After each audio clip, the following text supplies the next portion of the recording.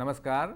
EDUSAT lecture में आप सबका स्वागत है। मित्रों, आज हिंदी साहित्य में हम लोग चर्चा करेंगे फंक्शनल हिंदी, प्रयोजनमूलक हिंदी और अनुवाद, जो आजकल खास करके देखा जा रहा है कि इंग्लिश से हिंदी में या कई अन्य भाषाओं से हिंदी में अनुवाद किया जा रहा है, तो उसकी क्या मुख्य मापदंड होने चाहिए और किस तरह से होना चाहिए। तो इन पहलुओं को आज हम लोग जानने की कोशिश करेंगे और चर्चा के लिए स्टूडियो में हैं डॉक्टर हरीश कुमार सेठी। आप Indira Gandhi national open university में सहायक प्रोफेसर हैं, साथ ही कई पुस्तकों के रचयिता हैं और भारतीय अनुवाद परिषद है उसका एक रिसर्च जर्नल, उसके जिसका नाम है अनुवाद का एडिटर भी हैं।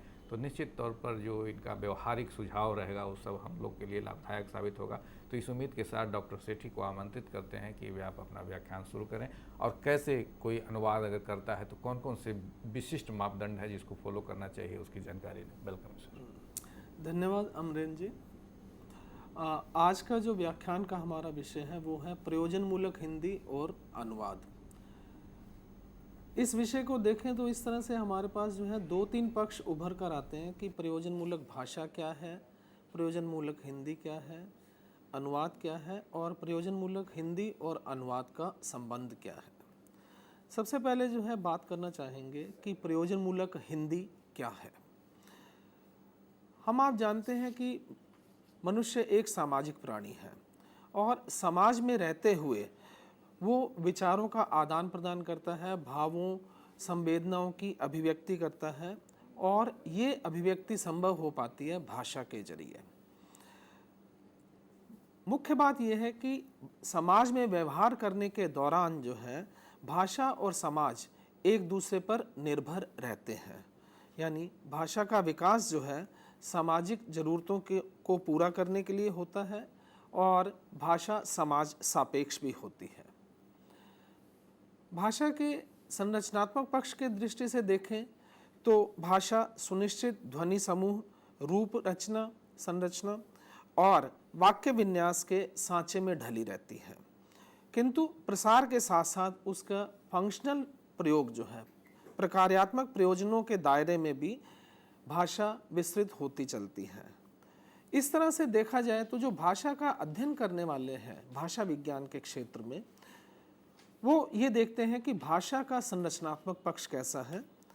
ये सैद्धांतिक पक्ष है एक तरह से, और जब समाज के संदर्भ में भाषा विज्ञान अध्ययन करता है तो वो भाषा विज्ञान का समाज भाषा विज्ञान क्षेत्र कहलाता है और ये भाषा के अनुप्रयुक्त या कह सकते हैं कि व्यवहारिक पक्ष पर जोर देता है।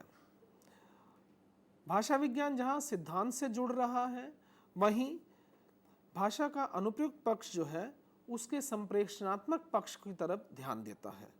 यानी संरचनात्मक पक्ष अगर शरीर है तो संप्रेषणात्मक पक्ष जो है भाषा का आत्मा है। संरचनात्मक पक्ष का संबंध जो है साहित्यिक विषयों से होता है, जैसे सृजनात्मक साहित्य है या सौंदर्यानुभूति, रसास्वादन जैसे पक्ष। ये भाषिक नियम क्षमता यानी लिंग्विस्टिक कॉम्पिटेंसी पर निर्भर करता है। और जहाँ तक संप्रेषणात्मक पक्ष का संबंध है, ये साहित्येतर विषयों से यानी कि साहित्य के अलावा जो विषय हैं उन विषयों से संबंधित है। इन विषयों की भाषा की यह विशेषता होती है कि वो वस्तुनिष्ठ होती हैं और उसका लक्ष्य जो है जीविकोपार्जन का साधन बनाना है, यानी भाषा आजीविका का साधन बनती है। यही भाषा का जो है संप्रेषणात्मक पक्ष है और इसको जो है भाषिक प्रयोग दक्षता जो है कह दिया जाता है। इस तरह हम देखें तो भाषा का संबंध जो है वो समाज व्यवहार से भी है। यह व्यवहारिक रूप जो है हमें लोक व्यवहार के लिए संप्रेषणात्मक भूमिका जो है निभाने की स्थिति में लाता है। भाषा का यह व्यवहारिक पक्ष प्रयोजनमूलक विशेषण के माध्यम से जो है व्यक्त किया जाता है, जो वस्तुतः संप्रेषण सापेक्ष क्षमता से संबंधित है। इसे विद्वानों ने अलग अलग नामों से जो है पुकारा है। जैसे डॉक्टर कैलाश चंद्र भाटिया ने इसे कामकाजी हिंदी कहा है, तो पंडित विद्यानिवास मिश्र और रमा प्रसन्न नायक ने इसको व्यवहारिक हिंदी का नाम दिया है। वहीं डॉक्टर गोवर्धन ठाकुर ने इसे व्यावसायिक हिंदी, तथा डॉक्टर पूरनचंद टंडन ने आजीविका साधक हिंदी नाम दिया है और डॉक्टर शंकर क्षेम और कंचन शर्मा ने इसे हिंदी कार्मिकी कहा है। तो श्री मोटरी सत्यनारायण और doctor Brajeshwar Verma, doctor again जैसे महान विभूतियों ने जो है इसे प्रयोजन मूलक हिंदी नाम दिया है। हिंदी कार्मिकी का मतलब है कर्म विज्ञान, यानी हिंदी में कर्म करने का विज्ञान। तो ये भी एक तरह से जो है हिंदी के व्यवहारिक पक्ष को ही जोड़कर चलता है। अगर हम प्रयोजन मूलक शब्द के ही डिफाइन करना चाहें, उसे परिभाषित करना चाहें, तो ये दो शब्दों से मिलकर बना है प्रयोजन और मूलक। प्रयोजन का मतलब है उद्देश्य और मूलक है आधारित या संबंधित। भाषा के संदर्भ में जो है प्रयोजन का मतलब ये है कि भाषा की एप्लीकेबिलिटी कैसी है, प्रयोजनीयता कैसी है, यानी विशिष्ट प्रयोजन या उद्देश्य की सिद्धि करने के लिए जिस भाषा का प्रयोग किया जाता है या भाषा का वह रूप जो है प्रयोजन मूलक कहलाता है। इस संबंध में मैं दो एक विचार जो है औरों के व्यक्त करना चाहता हूँ। श्री मोटरी सत्यनारायण जो हैं उन्होंने ये कहा है कि प्रयोजन मूलक हिंदी का तात्पर्य हिंदी के उन विविध रूपों से है जो सेवा के माध्यम के रूप में सामने आता है। वहीं भैरवनाथ सिंह ने ये लिखा है कि जीवन की विविध स्थितियों और आवश्यकताओं की पूर्ति के लिए प्रयोग किए जाने वाला भाषा रूप प्रयोजन मूलक हिंदी कहलाता है। एक और विद्वान डॉक्टर दंगल झाल्टे हैं, उनका ये कहना है कि प्रयोजन मूलक हिंदी से तात्पर्य है हिंदी का वह प्रयुक्तिपरक विशिष्ट रूप जो विषयगत, भूमिकागत तथा संदर्भगत प्रयोजन के लिए विशिष्ट भाषिक संरचना द्वारा प्रयुक्त किया जाता है और जो सरकारी प्रशासन तथा विज्ञान एवं प्रौद्योगिकी के अनेक विद क्षेत्रों को अभिव्यक्ति प्रदान करने में सक्षम सिद्ध होता है। ये कुछ परिभाषाएं जो हैं इनके जरिए प्रयोजन मूलक की अवधारणा, प्रयोजन मूलक हिंदी, प्रयोजन मूलक भाषा की अवधारणा को स्पष्ट किया गया है और ये हमें संकेत देता है कि प्रयोजन मूलक भाषा की क्या विशेषताएं हैं। सबसे प्रमुख विशेषता के रूप में हम देखें तो उसमें अनुप्रयुक्तता की संभावनाएं होती हैं, यानी वो एप्लीकेबिलिटी है। अगर अप्लाइडनेस नहीं होगी, एप्लीकेबिलिटी नहीं होगी, तो प्रयोजन मूलक भाषा जो है अपने प्रयोजन को सिद्ध नहीं कर पाएगी। हिंदी में जो आधुनिकीकरण हुआ है, जो लचीलापन है, उससे विभिन्न क्षेत्रों की ज़रूरतों को पूरा करने की जो क्षमता, इसकी ये कह सकते हैं कि अनुप्रयुक्तता को सिद्ध करती है और इसके साथ साथ जो है सामाजिकता का विशेष गुण भी जो है प्रयोजन मूलक भाषा का एक वैशिष्ट्य है। इसका मतलब ये है कि समाज और उसके विभिन्न घटकों से भाषा का जुड़ाव होना। प्रयोजन मूलक हिंदी में सामाजिकता के तत्व हैं और उसमें विशिष्टता की विद्यमानता है। ये भाषिक विशेषता जो है प्रयोजन मूलक भाषा में हम शब्द, वाक्य, शैली के स्तर पर उसमें जो भेद होता है वो देख सकते हैं और ये प्रयोजन मूलक हिंदी साहित्यिक हिंदी और व्यवहारिक, जिसे सामान्य हिंदी कहेंगे हम यहाँ पर, सामान्य हिंदी से अपना भिन्न अस्तित्व बनाने में सक्षम और सार्थक होती है। और सबसे बड़ी बात ये रहती है कि उसमें शब्द ग्रहण की क्षमता है, यानी दूसरी भाषाओं से, दूसरे स्रोतों से शब्दों को ग्रहण करने का ये वैशिष्ट्य प्रयोजन मूलक भाषा को एक अलग पहचान बनाता है। और इसके साथ साथ जो है प्रयोजन मूलक भाषा का सरल सहज रूप, उसकी तटस्थता और कृत्रिवाच्य यानी पैसिव वॉइस में वाक्य रचना जो है जैसी बातें भी देखने में आती हैं। और सबसे बड़ी बात यह है कि प्रयोजन मूलक हिंदी जो है अपने आप में अनुप्रयुक्त भाषा विज्ञान का जो है एक विशिष्ट अध्ययन क्षेत्र है। इसमें पारिभाषिक शब्दावली, वैज्ञानिक शब्दावली के जो है विशेष स्थान होता है। इस तरह हम देखें तो प्रयोजन मूलक हिंदी या प्रयोजनमूलक भाषा जो है कुछ खास विशेषताओं को समाहित किए हुए है, जिसमें उसकी अनुप्रयुक्तता, उसकी सामाजिकता, भाषिक विशिष्टता और वैज्ञानिकता जैसे गुण जो हैं तत्व उनका समावेश रहता है। थोड़ी सी अब बातचीत हम लोग करेंगे कि प्रयोजनमूलक हिंदी का स्वरूप क्या है, उसका विकास और उसका ऐतिहासिक संदर्भ क्या है। प्रयोजनमूलक भाषा,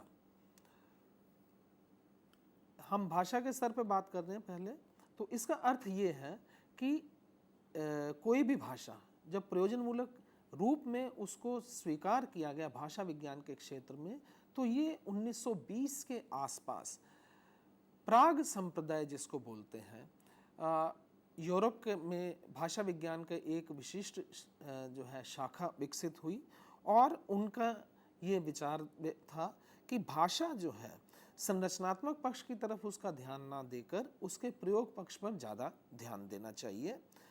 रोमन याकोब्सन जैसे भाषाविदों ने जो है भाषा के 6 प्रकार बताए फंक्शन। सबसे पहला जो है उसका संज्ञान यानी कॉग्निटिव, काव्यात्मक, पोएटिक, भावात्मक, इमोटिव, क्रियावृत्ति। क्रियावृत्ति का मतलब यह है कि श्रोता द्वारा सुनकर प्रतिक्रिया व्यक्त करना भाषा को। इसके साथ साथ जो है परस्पर संपर्क स्थापित करने का प्रकार है यानी फैटिक कम्युनिकेशन और आधिभाषिक यानी मेटा लिंग्विस्टिक्स। मेटा लिंग्विस्टिक का मतलब ये है कि भाषा के बारे में चर्चा करने के लिए भाषा का उपयोग करना। इन प्रकारों को भाषा का यानी प्रयोजनमूलक भाषा का जो है मूल मंत्र माना जाता है और ये इस धारणा पर आधारित है कि जीवन के विविध संदर्भों में भाषा का प्रयोग विविध प्रयोजनों के लिए होता है। इसलिए क्षेत्र विशेष की प्रयोजनमूलक भाषा का स्वरूप विशिष्ट होता है, जैसे व्यापार की भाषा, विधि की भाषा, कार्यालयी भाषा। ये भाषा जो है साहित्यिक भाषा से भिन्न होगी, सामान्य भाषा से, आम बोलचाल की भाषा से भिन्न होगी और यही भिन्नता ही प्रयोजनमूलक हिंदी या प्रयोजनमूलक भाषा को एक विशिष्ट व्यवहारिक रूप जो है प्रदान करती है। जहाँ तक भारत के संदर्भ में देखें तो भारत में जो है संविधान के अनुच्छेद 351 में जो है अन्य भारतीय भाषाओं के साथ अखिल भारतीय भाषा के रूप में हिंदी के विकास की परिकल्पना की गई थी। प्रयोजनमूलक भाषा को उसी के आलोक में देखने की जरूरत है कि जीवन व्यवहार के विभिन्न क्षेत्रों और सामाजिक संप्रेषण के रूप में विकसित करने की हिंदी की जरूरत है। इसको ध्यान में रखते हुए केंद्रीय हिंदी संस्थान के तत्कालीन अध्यक्ष श्री मोटरी सत्यनारायण ने 1973 के आसपास प्रयोजनमूलक हिंदी की अवधारणा को प्रस्तुत किया था और एक नई धारा जो है भाषा के संप्रेषणात्मक पक्ष पर ध्यान देने वाली ये धारा थी, ये धारा बह निकली और 27-28 अप्रैल 1974 को एक अखिल भारतीय संगोष्ठी आयोजित की गई थी, जिसकी कार्रवाई को 1975 में प्रयोजनमूलक हिंदी शीर्षक से प्रकाशित भी किया था, यानी कि ये एक पुस्तकाकार रूप में जो है प्रकाशित हुई थी। इसके बाद कई विद्वानों ने प्रयोजनमूलक हिंदी पर विचार किया और उसका हिंदी के संदर्भ में जो है अपने विचारों को हम सबके सामने रखा। इनमें खास तौर पे जो उल्लेखनीय है doctor Surya Prasad Dikshit, doctor Yogendra Pratap Singh, doctor Kailash Chandra Bhatia, doctor OP Singhal, doctor Krishna Kumar Goswami, doctor Puranchand Tandon, doctor Vinod Godre, doctor Mahendra Singh Rana, doctor Rita Rani Paliwal और इसी तरह से और भी अनगिनत विद्वान हैं जिन्होंने प्रयोजनमूलक हिंदी के सैद्धांतिक और व्यवहारिक पक्ष पर चिंतन मनन किया और विद्यार्थी समुदाय के समक्ष जो है अपने विचारों को व्यक्त किया था। सबसे पहले लखनऊ विश्वविद्यालय ने भारत में प्रयोजनमूलक हिंदी के संबंध में जो है एक नया पाठ्यक्रम शुरू किया था। जहाँ तक ये इतिहास है, ये इतिहास हमें बता रहा है कि 1973-74 के बाद प्रयोजनमूलक हिंदी की अवधारणा जो है भारत में आई। लेकिन इसके और थोड़ा अगर पीछे हम पलट के देखें तो इसका प्रयोग नवजागरण काल में और भारतीय स्वाधीनता संघर्ष की पृष्ठभूमि में भी निर्मित हो चुका था। 1857 की क्रांति में क्रांतिकारियों द्वारा प्रयुक्त हिंदी का रूप वास्तव में प्रयोजनमूलक हिंदी ही था। तब ऐसी कोड भाषा युक्त भाषा का प्रयोग किया जाता था कि दुश्मन तक को ये भनक नहीं लग पाती थी कि क्या संदेश जो है व्यक्त किया जा रहा है, क्या संदेश भेजा जा रहा है। इसके साथ साथ जो है जब गद्य का विकास होना शुरू हुआ और उसका स्वरूप का निर्माण भी हो रहा था और उसी के साथ साथ जो है नए नए शब्द गढ़े जाने लगे और सिर्फ गढ़े ही नहीं जाने लगे और अन्य भारतीय भाषाओं से भी शब्दों को ग्रहण किया जाने लगा। इसके साथ अंग्रेजी वाले शब्द भी थोड़े आ रहे थे। ऐसा नहीं है कि सिर्फ जो है भारतीय भाषाओं के संदर्भ में ही है, क्योंकि हिंदी भाषा की ये विशेषता रही है कि वो शब्दों को ग्रहण करने में बहुत लचीली है। उससे पहले जो है हमारे जो है अरबी फारसी के शब्द भी हिंदी साहित्य में, हिंदी भाषा में, प्रयोग व्यवहार में इस्तेमाल में जाते रहे हैं। और गद्य की भाषा के परिमार्जन के साथ साथ जो है विभिन्न प्रयोजनों के बारे में प्रयुक्तियों में भी स्वच्छता और निखार आता चला गया। जैसे 1872 में कवि वचन सुधा में विज्ञापनों की भाषा को देखा जा सकता है।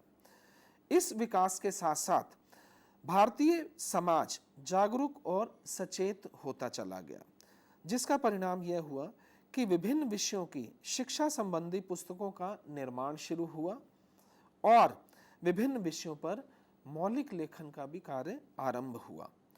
भारतेंदु हरिश्चंद्र का हिंदी की उन्नति पर दिया गया व्याख्यान जो कविता थी 1877 में उन्होंने दिया था, उन्होंने ग्रंथ निर्माण और अनुवाद जैसे पक्षों को भी हिंदी भाषा और साहित्य में समावेश करने पर जोर दिया था। जब विभिन्न विषयों पर लेखन शुरू हुआ तो उससे हिंदी के प्रयोजनमूलक स्वरूप को विकसित और परिमार्जित होना भी आरंभ हो गया और इससे ये रहा कि विभिन्न क्षेत्रों में हिंदी का प्रचार प्रसार बढ़ता चला गया। आज हम देखें तो पत्रकारिता, विज्ञापन, विधि, प्रशासन आदि अनेक क्षेत्र हैं जिनमें हिंदी का जो है व्यवहार हो रहा है। इस लेखन में अनुवाद में भी योगदान दिया था, यानी मौलिक सृजन के साथ साथ अनुवाद को भी माध्यम बनाया गया था इन विषयों में साहित्य रचना करने के लिए। जैसे आचार्य महावीर प्रसाद द्विवेदी ने जो है संपत्ति शास्त्र की रचना की थी अनुवाद के जरिए और आचार्य रामचंद्र शुक्ल ने विश्व प्रपंच नामक पुस्तिका की रचना की थी। आज हम देखें तो प्रयोजनमूलक हिंदी अपने सहज विकास से कटकर अनुवादजीवी हो रही है और वो अनुवादजीवी हिंदी भाषा बनती जा रही है। इस पर हम अभी और आगे चर्चा करेंगे। ये थोड़ा ऐतिहासिक परिप्रेक्ष्य में हमने बातचीत की। अब हम बात करते हैं कि प्रयोजनमूलक हिंदी सामान्य हिंदी से किस तरह से भिन्न है और वो साहित्यिक हिंदी से कैसे भिन्न है। जहाँ तक साहित्यिक हिंदी की बात है, ये सृजनात्मक हिंदी है। इसमें सृजनात्मकता का पुट रहता है, जबकि प्रयोजनमूलक भाषा या प्रयोजनमूलक हिंदी कहिएगा वो वस्तुनिष्ठ है, उसमें सब्जेक्टिविटी है। सृजनात्मकता का उसमें वो स्थान नहीं है जैसा क्रिएटिव लिटरेचर में साहित्यिक जो सृजनात्मक रचना है उसमें रहता है। इसी तरह से सहजता और औपचारिकता ये भी एक अंतर का आयाम है, यानी प्रयोजनमूलक भाषा सहज होती है, स्वाभाविक होती है, उसमें औपचारिकता रहती है, जबकि साहित्यिक हिंदी में औपचारिकता का उस तरह से स्थान नहीं होता है और इसके साथ साथ ये है कि साहित्यिक हिंदी में अनेकार्थकता की तरफ ज़्यादा जोर दिया जाता है और प्रयोजनमूलक हिंदी एकार्थी होती है। यानी प्रयोजनमूलक हिंदी में जो कुछ लिखा जा रहा है वो शब्द शक्ति की दृष्टि से देखें तो अभिधापरक होता है, उसमें जो कुछ कहा गया है उसका सीधा साधा अर्थ निकलता है। जबकि सृजनात्मक साहित्य लक्षणा और व्यंजना शब्द शक्ति से संपन्न होता है। अगर उसमें बहुत अधिक अभिधापरकता होगी तो रसास्वादन नहीं होगा, वो सृजनात्मकता की कसौटी पर पूरी नहीं खरी उतर पाएगी। जहां तक बात है इसकी शब्दावली की, सृजनात्मक साहित्य की शब्दावली भिन्न होती है और प्रयोजनमूलक साहित्य की जो है शब्दावली वो अपने आप में पारिभाषिक स्वरूप को लिए हुए होती है। प्रयोजनमूलक हिंदी का क्षेत्र जो है वो सीमित है, संकुचित है, यानी किसी एक क्षेत्र विशेष से जुड़ी हुई है, जबकि सृजनात्मक साहित्य का क्षेत्र व्यापक है और विशाल है। वहीं ये पक्ष जो है सृजनात्मक हिंदी को या सृजनात्मक भाषा को ये कह सकते हैं कि हृदय पक्ष से जोड़ती है और प्रयोजनमूलक भाषा वो व्यवहार मूलक है, वो व्यवहार पक्ष से जुड़ी हुई है।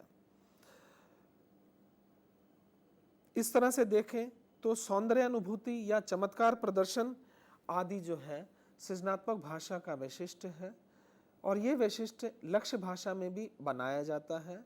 वहीं प्रयोजनमूलक भाषा जो है वो उसका पहला और अंतिम लक्ष्य सिर्फ सेवा माध्यम के रूप में काम करना है और वो है जीविका के उपार्जन का माध्यम।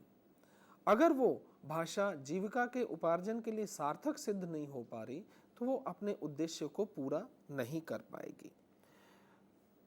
इन्हीं अंतर के आयामों के आधार पर हम सामान्य हिंदी और प्रयोजनमूलक हिंदी में भी कुछ अंतर कर सकते हैं। सामान्य हिंदी लोक व्यवहार की हिंदी है और इसका मानक भाषा के रूप में कोई आग्रह नहीं होता, जबकि प्रयोजनमूलक हिंदी क्षेत्र विशेष से जुड़ी हुई है और उसका प्रयोग क्षेत्र सीमित है। सामान्य हिंदी आम जन से संबंधित है, वहीं प्रयोजनमूलक हिंदी प्रशासन आदि क्षेत्रों की भाषा है। सामान्य हिंदी में जहां औपचारिकता का समावेश है, अनौपचारिकता का समावेश है, वहीं प्रयोजनमूलक हिंदी औपचारिक रूप लिए हुए होती है। सामान्य हिंदी को सहजता से सीखा जा सकता है, जबकि प्रयोजनमूलक हिंदी भाषा के सामान्य ज्ञान का जब तक अगर आधारभूत ज्ञान सामान्य ज्ञान नहीं हो तो प्रयोजनमूलक भाषा या प्रयोजनमूलक हिंदी जो है लिखने में सक्षमता नहीं आ पाती है। उससे बड़ी ये बात रहती है कि सामान्य हिंदी संस्थागत नहीं है, यानी इंस्टीट्यूशनलाइज नहीं है। वहीं प्रयोजनमूलक हिंदी में भाषा के विकास में संस्थागत प्रयास तक किए जाते हैं। इस तरह के प्रयास जो हैं शब्दावली निर्माण में हमें खास तौर पर नज़र आते हैं और आज भारत में वैज्ञानिक तथा तकनीकी शब्दावली आयोग को अखिल भारतीय स्तर पर पारिभाषिक शब्दावली निर्माण का जो है दायित्व सौंपा हुआ है और माननीय उच्चतम न्यायालय की तरफ से भी ये निर्णय दिया जा चुका है कि शिक्षा के क्षेत्र में, ज्ञान विज्ञान के क्षेत्र में CSTT द्वारा निर्धारित यानी वैज्ञानिक तथा तकनीकी शब्दावली आयोग द्वारा निर्धारित शब्दावली का ही प्रयोग किया जाना चाहिए। इस तरह के प्रयोग से जो है भाषा के स्तर पर, शब्दावली के स्तर पर एक रूपता आती है और भाषा एक मानक रूप धारण करती है और यही मानक रूप जो है प्रयोजनमूलक भाषा को सामान्य हिंदी या सामान्य भाषा से अलग पहचान बना देता है। जहाँ तक बात है प्रयोजनमूलक हिंदी के क्षेत्रों की, तो हम लोगों ने ये चर्चा की कि प्रयोजनमूलक भाषा का क्षेत्र जो है विस्तृत है, जो क्षेत्र विशेष से जुड़ा हुआ है। तो हम क्षेत्रों की तरफ ध्यान दें तो विद्वानों ने इसके कई अलग अलग क्षेत्र बताए हैं। हम मुख्य रूप से ये देख सकते हैं कि प्रयोजन मूलक हिंदी जो है सबसे बड़ा एक प्रमुख क्षेत्र है प्रशासन का क्षेत्र। प्रशासनिक भाषा प्रयोजन मूलक भाषा है। प्रयोजन उसमें जो हिंदी व्यवहार में लाई जा रही है वो प्रयोजन मूलक हिंदी है और प्रशासन से जुड़ी हुई है। इसके अलावा विधि का क्षेत्र है, वाणिज्य व्यापार का क्षेत्र है, ज्ञान विज्ञान का क्षेत्र है, सामाजिक विज्ञान का क्षेत्र है, विज्ञापन का क्षेत्र है, मीडिया का क्षेत्र है और सृजनात्मक साहित्य वो भी कहीं ना कहीं एक प्रयोजन मूलक हिंदी का क्षेत्र बन जाता है, जिसमें विशिष्ट प्रकार के जब शब्दावली प्रयोग की जा रही है तो वो सृजनात्मक साहित्य को भी या साहित्यिक भाषा को जो है प्रयोजन मूलक रूप प्रदान कर देती है। जैसे जैसे भाषा का व्यवहार क्षेत्र बढ़ता जा रहा है उसके क्षेत्रों में भी विस्तार होता जा रहा है। आज भूमंडलीकरण के दौर में हिंदी भाषा का जिस तरह से व्यापक प्रचार प्रसार हो रहा है, भले ही वो माध्यम कोई भी हो, चाहे अनुवाद के माध्यम से हो रहा हो या मौलिक सृजन के रूप में, मुख्य बात यह है कि प्रयोजन मूलक भाषा के रूप में हिंदी का विकास हो रहा है।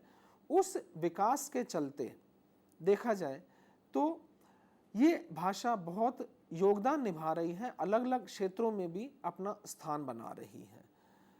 पर्यटन का क्षेत्र आप देखिएगा, कई ऐसी अर्थव्यवस्थाएं हैं जो पर्यटन पर पूरी तरह से निर्भर है। हिंदी में भी जो है पर्यटन व्यवहार के क्षेत्र में जो है व्यवहार में लाई जा रही है, वहाँ अनुवाद एक महत्वपूर्ण भूमिका निभा रहा है। इस तरह से देखें तो प्रयोजन मूलक हिंदी के क्षेत्र कई हैं और अगर हम विचार करें कि प्रयोजन मूलक हिंदी की आवश्यकता क्या है तो राजभाषा हिंदी के रूप में उसकी आवश्यकता है, उच्च शिक्षा में भी हिंदी की आवश्यकता है। हालांकि ये बात अलग है कि उच्च शिक्षा में जो है वैसी अभी प्रयोग की स्थिति नहीं बनी है जैसी अपेक्षा की जाती है। इसके साथ साथ ज्ञान विज्ञान के क्षेत्र में भी जो है हिंदी का प्रयोग बढ़ रहा है और हिंदी के प्रयोग के बढ़ने से राष्ट्रीय विकास हो रहा है और ये राष्ट्रीय विकास जो है हमारी राष्ट्रीय अस्मिता का जो है प्रतिनिधित्व कर रहा है। आज ज़रूरत इस बात की है कि प्रयोजन मूलक हिंदी को नई पहचान दी जाए और निजीकरण भूमंडलीकरण के दौर में भाषाओं के वर्चस्व पर जो प्रश्न चिन्ह लग रहे हैं, कई भाषाएं जो है मरणासन अवस्था में हो रही हैं, ऐसे में अपनी भाषाओं को बचाना और विशेष तौर पर हिंदी के संदर्भ में देखें तो और अधिक इससे जुड़ाव की आवश्यकता है ताकि भाषा हमारी अस्मिता को की पहचान बनी रहे। हालांकि भूमंडलीकरण के इस दौर में जो है हिंदी पर वैसा संकट नहीं मंडरा रहा है। उसका मूल कारण ये है कि हिंदी भाषा अपने कार्यबल के आधार पर अपना प्रमुख स्थान बनाए हुए है, यानी इसका प्रयोक्ता वर्ग बहुत बड़ा है। सिर्फ भारत के हिंदी भाषी क्षेत्रों में ही नहीं, हिंदीतर भाषी क्षेत्रों में ही नहीं, बल्कि विदेशों में भी हिंदी को व्यवहार में लाया जा रहा है। भारत में ही देखें तो हिंदी संपर्क भाषा के रूप में भी काम कर रही है। देश के किसी भी कोने में चले जाएं, हिंदी लोगों के बीच आपस में बातचीत का, संपर्क का एक माध्यम बन जाती है, क्योंकि क्षेत्रीय भाषा जो है हो सकता है कि उत्तर भारतीय को दक्षिण भारतीय या दक्षिण भारतीय को उत्तर भारतीय जो है भाषा नहीं समझ आ रही हो, लेकिन हिंदी भाषा वो संपर्क भाषा का काम करती है। इसी तरह से पूर्वोत्तर क्षेत्र में भी जाएं या पूर्वोत्तर क्षेत्र वाले इधर आएं तो हिंदी माध्यम जो है, हिंदी भाषा जो है संपर्क भाषा के रूप में अपनी सशक्त भूमिका निभाती है। प्रयोजनमूलक हिंदी के इन पक्षों के आधार पर हम ये कह सकते हैं कि प्रयोजनमूलक भाषा के जो मुख्य तत्व हैं वो है पारिभाषिक शब्दावली, दूसरी अनुवाद प्रक्रिया और तीसरी है इसकी विशिष्ट वाक्य संरचना। सबसे पहले हम बात करते हैं पारिभाषिक शब्दावली की। प्रयोजनमूलक भाषा में पारिभाषिक शब्दावली का विशेष स्थान है। उसका कारण यह है कि प्रयोजनमूलक भाषा क्षेत्र विशेष से जुड़ी होती है और क्षेत्र विशेष की भाषा जो है वो संकल्पनात्मक होती है, यानी उसके जरिए किसी न किसी अवधारणा को, संकल्पना को व्यक्त किया जाता है और इस अवधारणा की अभिव्यक्ति में पारिभाषिक शब्दावली जो है सार्थक सिद्ध होती है। पारिभाषिक शब्दावली के जरिए हम कम से कम शब्दों का प्रयोग करते हुए ज़्यादा से ज़्यादा विचारों को संप्रेषित कर पाते हैं और ये संप्रेषण पक्ष ही भाषा का, प्रयोजनमूलक भाषा का जो है महत्वपूर्ण पक्ष है, उसके अस्तित्व को बनाए रखने का पक्ष है। पारिभाषिक शब्दावली जब क्षेत्र से जुड़ी होती है तो उस क्षेत्र विशेष के लोग आसानी से उसे समझ लेते हैं।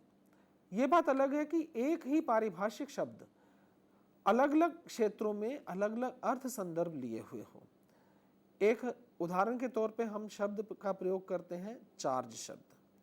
चार्ज शब्द विधि के क्षेत्र में अलग अर्थ दे रहा है, वहीं प्रशासन के क्षेत्र में अलग दे रहा है, यानी कार्यभार ग्रहण करने की बात की जा रही है, जबकि विधि में दोषारोपण की है। और विज्ञान के क्षेत्र में और ख़ास तौर पे आधुनिक प्रौद्योगिकी में आप देखिएगा कि बैटरी को चार्ज करना जैसे है तो वो भी चार्ज करना ही है, पर वहाँ पर हम चार्ज शब्द का जो है लिप्यंतरण करते हैं, अनुवाद नहीं करते। और यही चार्ज शब्द जब बैंकिंग के क्षेत्र में आता है, यानी कि बैंक में व्यवहार में आता है, जैसे बैंक चार्जेस, ड्राफ्ट बनवाने पर बैंक जो है जो अधिभार जो लेता है, जो अतिरिक्त जो है राशि आपको जमा करानी पड़ती है, तो वो चार्ज है। या मेरा कहने का अर्थ ये है कि एक ही शब्द क्षेत्र विशेष के अनुसार अलग अलग अर्थ संदर्भ जो है दे रहा है और पारिभाषिक शब्दावली की ये विशेषता है। पारिभाषिक शब्द जो है ये कई स्रोतों से आते हैं। जिन क्षेत्रों में, यानी कि ज्ञान के जिन क्षेत्रों में संकल्पना को सहज रूप से विकसित किया जा रहा है, यानी मौलिक सृजन जहाँ पर हो रहा है, वहाँ पारिभाषिक शब्द स्वतः ही निर्मित हो जाते हैं। जबकि जो देश समाज कहिएगा दूसरे देश समाज से ज्ञान ले रहा है, प्रौद्योगिकी ले रहा है, विज्ञान ले रहा है, तो उसके साथ साथ उसकी शब्दावली भी आती है। जब शब्दावली आएगी तो उसके लिए फिर जो है उस समाज को, देश को नियोजित तौर पर उसका विकास करना पड़ता है। इस तरह देखें तो पारिभाषिक शब्दावली सहज रूप से भी विकसित होती है और नियोजित रूप से भी विकसित होती है। भारत में पारिभाषिक शब्दावली को नियोजित रूप से विकसित करने का जो दायित्व है, जैसा कि मैंने अभी पहले बताया, वैज्ञानिक तथा तकनीकी शब्दावली आयोग को दिया गया है। इस आयोग ने अलग अलग विषयों पर शब्दावली निर्माण का काम किया है और उन्हें कई तरीकों से जो है निर्धारित किया है। इसके निर्धारण के भी कुछ एक जो है तरीके हैं। उनमें सबसे पहले तो ये है कि शब्द को अपनी भाषा की प्रकृति के अनुसार नवनिर्मित करना, यानी क्वाइनेज करना। हिंदी में देखें तो हिंदी भाषा का विकास जो है संस्कृत से हुआ है, तो संस्कृत के तद्भव, तत्सम, उपसर्ग, प्रत्यय, धातु, तत्सम शब्द, तद्भव शब्द हैं। और जो हिंदी की अपनी प्रकृति है, धातु के साथ उपसर्ग प्रत्यय लगाते हुए संधि समास के जरिए जो है नए नए शब्दों का निर्माण करना, तो आयोग ने इसे भी आधार बनाया है। इसके अलावा अंतर्राष्ट्रीय शब्दों को जो है यथावत ले लिया है, सिर्फ उसकी लिपि को परिवर्तित किया है, यानी रोमन लिपि से देवनागरी लिपि में उसको लिखा है और इसे अनुवाद की शब्दावली में जो है लिप्यंतरण कहा जाता है। इसके साथ साथ जो है कहीं पर ध्वन्यात्मक या थोड़ा बहुत परिवर्तन करते हुए भी शब्दों को लिया है। जैसे एकेडमी शब्द ही लें, एकेडमी को अकादमी के रूप में ग्रहण किया गया है। इसी तरह से जो है टेक्निक को तकनीक की तरह से लिखा जाता है, तो ये लिप्यंतरण की अनुकूलन की प्रक्रिया में है। इसको जो है ये अनुकूलन कहलाएगा और ये अनुकूलन अपनी भाषा की प्रकृति के अनुसार होता है। इसका अर्थ ये है कि अपनी भाषा के हिसाब से उसमें थोड़ा बहुत ध्वन्यात्मक परिवर्तन करना। और इसके साथ साथ पारिभाषिक शब्दावली निर्माण में अनुवाद को भी माध्यम बनाया जाता है। पारिभाषिक शब्द कई ऐसे आपको देखने में मिलेंगे जो अनुदित रूप में हमें मिलते हैं। विशेष तौर पर देखें तो शब्दानुवाद के रूप में, यानी शब्द के बदले शब्द रख देना, जैसे ब्लैक मार्केट, काला बाजार, ग्रीन रेवोल्यूशन, हरित क्रांति। इसी तरह से और भी आप शब्द देख सकते हैं। जहाँ तक बात है नए शब्द बनाने की, तो जैसे एनवायरनमेंट के लिए जो है पर्यावरण शब्द बनाया गया, पॉल्यूशन के लिए जो है प्रदूषण शब्द को निर्मित किया गया, तो ये हिंदी भाषा की प्रकृति के अनुसार निर्मित शब्द है। और दूसरी पारिभाषिक शब्दावली के जो मुख्य तत्व हैं प्रयोजन मूलक हिंदी के, वो है विशिष्ट भाषिक संरचना। ये भाषिक संरचना जो है अपने आप में विशिष्ट होती है, स्पेसिफिक होती है। जैसे देखिएगा वाणिज्य व्यापार के क्षेत्र में बाजार की जो है देखें, जीन्स से संबंधित आप अखबारों में भी पढ़ते होंगे, सोना उछला, चांदी फिसली, इस तरह के जो प्रयोग जो है विशिष्ट हैं। ऐसे ही कार्यालयी भाषा में हम देखें तो वहाँ पर मसौदा, अनुमोदनार्थ प्रस्तुत, इस तरह के छोटे छोटे वाक्यांश प्रयोग में लाना जो एक विशिष्ट रूप में होते हैं और उसी क्षेत्र से जुड़े हुए हैं। मुख्य बात यह है कि क्षेत्र से भिन्न होने पर क्षेत्र से भिन्न उनका प्रयोग नहीं होता, और अगर क्षेत्र से भिन्न उनका प्रयोग किया जा रहा है तो उसके समतुल्य जो है दूसरे शब्द भी बनाए हो सकते हैं। आज पारिभाषिक हिंदी की अगर संभावनाओं की तरफ हम ध्यान दें तो हमें वैज्ञानिक तथा तकनीकी संबंधी थोड़ी कठिन पारिभाषिक शब्दावली मिलती है, और अनुवादी रूप हो जाने के कारण जो है भाषा की संरचना में थोड़ा अटपटापन भी महसूस होता है, या इस तरह से कह दिया जाता है कि ये है। और उससे बड़ी बात ये है कि मुख्य रूप से हम देखें तो पारिभाषिक शब्दावली का जो नवनिर्माण करना जो है वो जरूरी है, प्रयुक्तियों का निर्माण करना जरूरी है, तभी भाषा का प्रयोजन मूलक भाषा के रूप में, प्रयोजन मूलक हिंदी के रूप में विकास होता चला जाएगा। अब हम बात करते हैं अनुवाद के संदर्भ में प्रयोजन मूलक हिंदी की।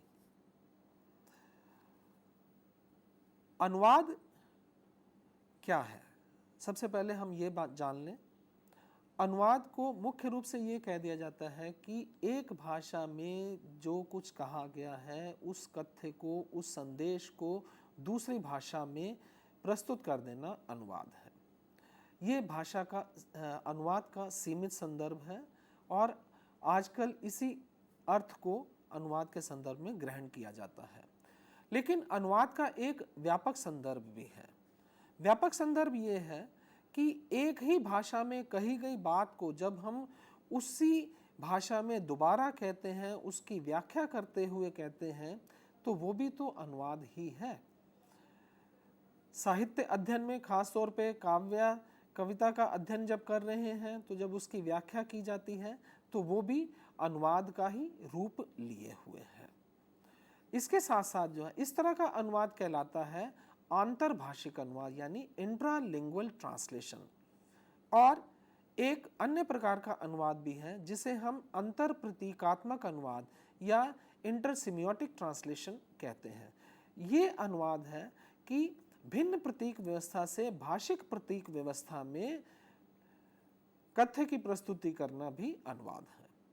जैसे हम लोग जो है रेड लाइट को देख के रुक जाते हैं, तो उसका अर्थ ये है कि वो प्रतीक है और वो हमें बता रहा है कि हमें अभी गाड़ी को आगे नहीं लेके जाना या जिस वाहन पे हम हैं उसे आगे नहीं बढ़ाना है। और जब ग्रीन लाइट होती है तो उसका अर्थ ये हो जाता है कि अब आप जो है आगे चलिएगा। तो ये प्रतीक है। प्रतीक से जो है जब आप भाषा में ला रहे हैं, लियोनार्डो दा विंची की एक मशहूर जो है कलाकृति है मोनालिसा की। मोनालिसा की कलाकृति को देखकर जो है विश्व के अनेक साहित्यकारों ने साहित्यिक रचनाएं की हैं। वो मुख्य रूप से ये मान सकते हैं कि वो अंतर प्रतीकात्मक अनुवाद है।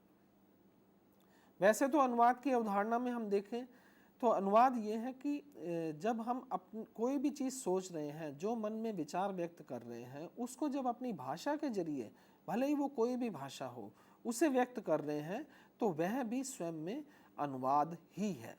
तो अनुवाद का क्षेत्र बहुत बड़ा क्षेत्र है और अगर सीमित संदर्भ में देखें तो अनुवाद एक भाषा में कही गई बात को दूसरी भाषा में कहना है। प्रयोजनमूलक हिंदी के क्षेत्र जितने अधिक विस्तृत होते जा रहे हैं, उन क्षेत्रों में अनुवाद अपनी एक महत्वपूर्ण भूमिका निभा रहा है। उसी वजह से जो है आप देखेंगे कि अनुवाद की भी जो है अलग अलग क्षेत्र बन गए हैं, जैसे काव्य अनुवाद, साहित्य अनुवाद, विधि साहित्य का अनुवाद, प्रशासनिक अनुवाद, मीडिया अनुवाद। इस तरह के जितने भी क्षेत्र हैं, इनकी भाषा की विशेषताओं को ध्यान में रखते हुए अनुवाद करना एक अनुवादक के लिए जरूरी होता है। जैसे साहित्य की भाषा, जिसकी विशेषताओं की चर्चा अभी पहले की जा चुकी है, वो विधि की भाषा से, प्रशासन की भाषा से बिल्कुल भिन्न है। साहित्य की भाषा में जो व्यंजना, लक्षणा, शब्द शक्ति है, भाषा का जो वैशिष्ट्य है, उस वैशिष्ट्य को बनाए रखना अनुवादक के लिए जरूरी होता है। यानी अर्थ को की तरफ जो है ध्यान देते हुए और लक्ष्य भाषा की दृष्टि से सृजनात्मकता लाना अनुवादक के लिए आवश्यक है। वहीं ज्ञान साहित्य कहिएगा, प्रशासन का क्षेत्र कहें, सूचना प्रौद्योगिकी का क्षेत्र है, विज्ञान का क्षेत्र है, विधि का क्षेत्र है, इन सभी क्षेत्रों में जो कुछ कहा जाना है वो सीधे कहा जाना है। उसमें दुराव छिपाव की कहीं कोई आवश्यकता नहीं है। और ख़ास तौर पे हम देखें कि विधि का क्षेत्र ऐसा क्षेत्र है जिसमें एक एक शब्द की भी अहमियत है। वहाँ पर शब्द की एकार्थता के प्रति जो है ख़ास तौर पर अनुवादक को ध्यान देना होता है।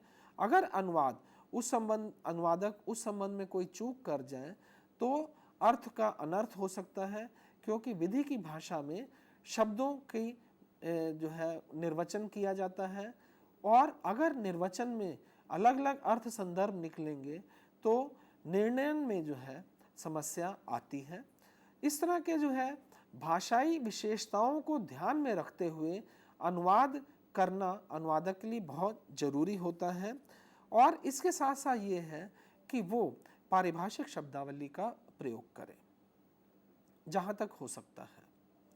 इसका कारण ये है कि ज्ञान विज्ञान के क्षेत्र में पारिभाषिक शब्दावली से आप प्रयोग करके बहुत कुछ कम शब्दों में कह रहे हैं, पर जहाँ आवश्यक नहीं है, यानी कभी कभी ऐसे भी अनुवादक के सामने स्थितियाँ बनती हैं कि पारिभाषिक शब्द सामान्य अर्थ में आ रहा है, तो अनुवादक को इस तरह की भी जानकारी, इस तरह का भी बोध होना चाहिए, तभी वह सार्थक अनुवाद कर पाएगा। जैसे मैं आपको उदाहरण देता हूँ कि पारिभाषिक शब्द जो हैं वो स्वतः जो है पारिभाषिक स्वरूप वाले भी होते हैं और कुछ एक ऐसे पारिभाषिक शब्द भी हैं जो सामान्य शब्द के रूप में भी प्रयोग में आते हैं और पारिभाषिक शब्द के रूप में भी। यानी किसी क्षेत्र में वो अपने में पारिभाषिकता को समाहित किए हुए हैं और कहीं वो सामान्य अर्थ में। एक छोटा सा 2 अक्षरों का शब्द है रस। रस शब्द को देखें तो भारतीय काव्यशास्त्र की परंपरा में रस शब्द को लेकर काफ़ी जो है व्याख्याएं हुई और रस संप्रदाय, उसके बाद ध्वनि, अलंकार, वक्रोक्ति, इस तरह के पूरा का पूरा ये कह सकते हैं कि भारतीय काव्य शास्त्र जो है की परंपरा चल निकली। और यही रस शब्द जब हम आम बोलचाल में प्रयोग में ला रहे हैं तो वो रसास्वादन की या साहित्य के आस्वादन का जो है द्योतक नहीं हो रहा, वो हमें जीवन व्यवहार के किसी एक पक्ष को, जैसे मौसमी का रस कह दिया या गन्ने का रस जो है, वो अर्थ को व्यक्त कर रहा है। तो यानी अनुवादक को ये देखना जरूरी होगा कि क्या पारिभाषिक शब्द जो है अपने आप में पारिभाषिक अर्थ को जो है व्यक्त करने वाला है कि नहीं है। यानी कहने का अर्थ ये है कि स्रोत भाषा की जो सामग्री है उसमें शब्द की तरफ ध्यान देते हुए ये देखेगा कि क्या उसके समतुल्य जो है पारिभाषिक शब्द प्रयोग किया जाना है या पारिभाषिक शब्द के बिना भी काम चल सकता है। अनुवाद में समतुल्यता की तरफ जो है काफ़ी जोर दिया जाता है और ये समतुल्यता जो है वो अर्थ के संदर्भ पर और यानी अर्थ के स्तर पर और शैली के स्तर पर बनाए रखने की बात की जाती है। कैटफर्ड ने अर्थ के पर विशेष जोर दिया था, तो यूजीन ए नाइडा ने अर्थ के साथ साथ शैली पर भी जोर दिया। और जहाँ तक इनमें भी प्राथमिकता की बात हो तो अर्थ पर ज़्यादा जोर देना जरूरी होता है, शैली तब गौण होती है। लेकिन भाषाओं की स्थिति में देखें तो समतुल्यता जो है वो बहुत मुश्किल है। समतुल्यता मतलब इक्विवेलेंस जो है वो बहुत मुश्किल है। उसका कारण ये है कि हर भाषा की अपनी भाषिक और सांस्कृतिक सामाजिक विशेषताएं होती हैं। भाषा जो है जब विचारों की अभिव्यक्ति का माध्यम बन रही है तो उसके साथ साथ जो है वो संस्कृति का को भी द्योतित कर रही है, यानी संस्कृति भी उसके जरिए संप्रेषित हो रही है। तो ये आवश्यक नहीं है कि एक भाषा वर्ग की जो है या एक भाषा समाज की संस्कृति दूसरी भाषा समाज की संस्कृति से भिन्न हो। तो वहाँ पर अनुवादक के लिए ये जरूरी हो जाता है कि समतुल्यता के बदले जो है समीप तुल्यता की तरफ जो है जाए, यानी नियरेस्ट इक्विवेलेंट, नियरेस्ट या क्लोजेस्ट इक्विवेलेंट की तरफ जाना अनुवादक की नियति बन जाती है। और अनुवादक इससे ध्यान में रखते हुए अनुवाद करने की तरफ आगे बढ़ता है। संस्कृति के साथ साथ जो है भाषा के पक्ष भी हैं, पर उस पर हम और अधिक विचार न करके, जैसे भाषिक विशेषताएं भी होती हैं, कुछ भाषा परक सीमाएं हैं, कुछ भाषा परक समस्याएं हैं, और इसके साथ साथ अनुवादक के समक्ष जो है अननुवादेयता की भी स्थिति बनती है, अर्थात अनट्रांसलेटेबिलिटी। यानी ऐसी भी स्थितियां आ जाती हैं कि अनुवादक कुछ अनुवाद को मतलब मूल जो सामग्री है उसका अनुवाद नहीं कर पाता। लेकिन विशेष बात यह है कि पूरे की पूरी सामग्री ऐसी नहीं है कि जो अनुवाद ना कर पाए। वो कुछ अंश हो सकते हैं, कोई वाक्यांश हो सकता है, कोई शब्द हो सकता है, और इसके साथ साथ अनुवादक को कुछ जोड़ना छोड़ना जैसी स्थितियों से भी गुजरना पड़ता है। वो चाहे अनचाहे इन स्थितियों से उसे निकलना पड़ता है। उसका मूल लक्ष्य ये होता है कि जो कुछ मूल में कहा गया है वो लक्ष्य भाषा में आ जाए। प्रयोजनमूलक हिंदी का जो ये पक्ष है और अनुवाद के ये आयाम ये बता रहे हैं कि आज प्रयोजनमूलक हिंदी अनुवाद के जरिए भी विकसित हो रही है। अगर हम देखें इसके सकारात्मक पक्षों की तरफ जाएंगे तो हिंदी की महत्व को प्रतिष्ठित करा रहा है अनुवाद, यानी अनुवाद के जरिए हिंदी की प्रतिष्ठा बढ़ रही है, उसके शब्द भंडार में जो है वृद्धि हो रही है। इसके साथ साथ ये है कि वैचारिक और ज्ञानात्मक स्तर पर भी अनुवाद महत्वपूर्ण योगदान दे रहा है, और अनुवाद के जरिए हिंदी में हमारे समक्ष देश विदेश का ज्ञान, विज्ञान, वैचारिक जानकारियाँ आ रही हैं। अगर ये स्थिति ना होती तो सूचना प्रौद्योगिकी के क्षेत्र में भी आप देखेंगे हिंदी का प्रयोग बढ़ता जा रहा है, इंटरनेट पर भी हिंदी की उपस्थिति बढ़ती जा रही है। पर दूसरा नकारात्मक पक्ष भी हमें थोड़ा ध्यान में देने होंगे, और उसमें मुख्य रूप से ये है कि स्रोत भाषा के शब्द वाक्य विकास में जो है हावी हो रहे हैं। इस तरफ हमें ध्यान देना होगा। अगर ये ध्यान ना दिया जाए तो एक दिन स्थिति ये होगी कि वाक्य संरचना जो है हमारी भाषा की होगी और शब्द जो है दूसरी भाषा के होंगे। और इसके साथ साथ हो ये रहा है कि मौलिकता का ह्रास हो रहा है। अनुवाद को माध्यम बनाया जाना चाहिए ताकि मौलिक सृजन की तरफ जो है बढ़ने की स्थिति बने। तो मतलब मौलिक सृजन को ध्यान में रखते हुए क्या उसके मूल जो आत्मा है उसको नहीं खत्म करना चाहिए, बल्कि उसमें जोड़ घटाव कर सकते हैं अनुवादक के। अनुवादक के समक्ष कई इस तरह की स्थितियां होती हैं और उसे अपने विवेक, ज्ञान, बोध के अनुसार जो है ये निर्णय लेना होता है। मतलब उसे मुख्य रूप से ये देखना चाहिए कि इसका आत्मा वही रहे, बाकी थोड़ा बहुत चेंजेस से कुछ फर्क नहीं पड़ता। इसीलिए जो है समतुल्यता के बदले समीप तुल्यता यानी खास क्लोजेस्ट करके हिंदी में कुछ ऐसे शब्द हैं जिसका या इंग्लिश से सीधा अनुवाद नहीं किया जा सकता है, तो इसलिए ये सब छूट अनुवादक के पास रहता है। जी जी। ओके, तो मित्रों इन्हीं शब्दों के साथ आज के व्याख्यान को यहीं विराम देते हैं। आप सबको धन्यवाद और आपकी ओर से डॉक्टर सेठी साहब को भी बहुत बहुत धन्यवाद। Thank you very much. नमस्कार।